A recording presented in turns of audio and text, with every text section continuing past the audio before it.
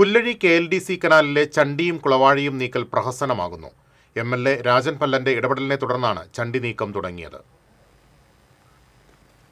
തൃശൂർ നഗരപരിധിയിലുണ്ടാകുന്ന വെള്ളക്കെട്ട് ഒഴിവാക്കുന്നതിന് മഴക്കാലത്തിന് മുന്നോടിയായി പുല്ലഴി KLDC കനാലിലെ ചണ്ടിയും കുളവാഴിയും ഇറിഗേഷൻ വകുപ്പ് അധികൃതരുടെ നേതൃത്വത്തിൽ വൃത്തിയാക്കാറുണ്ട്. എന്നാൽ ഇത്തവണ അതുണ്ടായില്ല. ഇതോടെ കുറിഞ്ഞാക്കൽ, പുഴയ്ക്കൽ, പുല്ലഴി, ചെറിയ പാലം, വലിയ പാലം എന്നിവിടങ്ങളിലെല്ലാം കനാലിൽ ചണ്ടിയും കുളവാഴിയും നിറഞ്ഞ് നീരൊഴുക്ക് തടസ്സപ്പെട്ടു. ഇത് സംബന്ധിച്ച് TCV വാർത്ത നൽകിയിരുന്നു. തുടർന്ന് മേയറും ജില്ലാ കളക്ടറും അടക്കമുള്ള സംഘം സ്ഥലം സന്ദർശിച്ച് അടിയന്തരമായി ചണ്ടിയും കുളവാഴിയും നീക്കാൻ ഇറിഗേഷൻ അധികൃതർക്ക് നിർദ്ദേശം നൽകി. പക്ഷേ ഫണ്ടില്ലെന്ന് പറഞ്ഞ് KLDC അധികൃതർ കൈയൊഴിഞ്ഞു.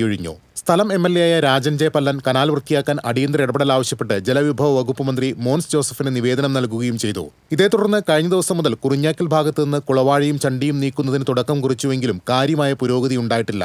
ചണ്ടിയും കുളവാഴിയും കനാലിൽ നിന്ന് കരയ്ക്ക് കയറ്റിയിട്ട് നീരൊഴുക്ക് സുഗമമാക്കുന്നതിന് പകരം കുളവാഴകൾ വെട്ടി ഒഴുക്കിവിടുന്നതിനാൽ ഇവയെല്ലാം പുല്ലഴി ചെറിയ പാലത്തിന്റെ തൂണുകളിലടിഞ്ഞ് നീരൊഴുക്ക് തടസ്സപ്പെട്ട നിലയിലാണ്. മഴ ശക്തമാകുന്നതിന് മുൻപ് കൂടുതൽ തൊഴിലാളികളെ വെച്ച് കനാലുകൾ അടിയന്തരമായി വൃത്തിയാക്കിയില്ലെങ്കിൽ കനാൽ ബണ്ടുകൾ പൊട്ടുകയും തൃശൂർ നഗരപരിസരങ്ങളിലടക്കം വലിയ വെള്ളക്കെട്ടിനിടയാക്കുകയും ചെയ്യുമെന്നാണ് പ്രദേശവാസികളുടെ ആശങ്ക. TCV തൃശൂർ.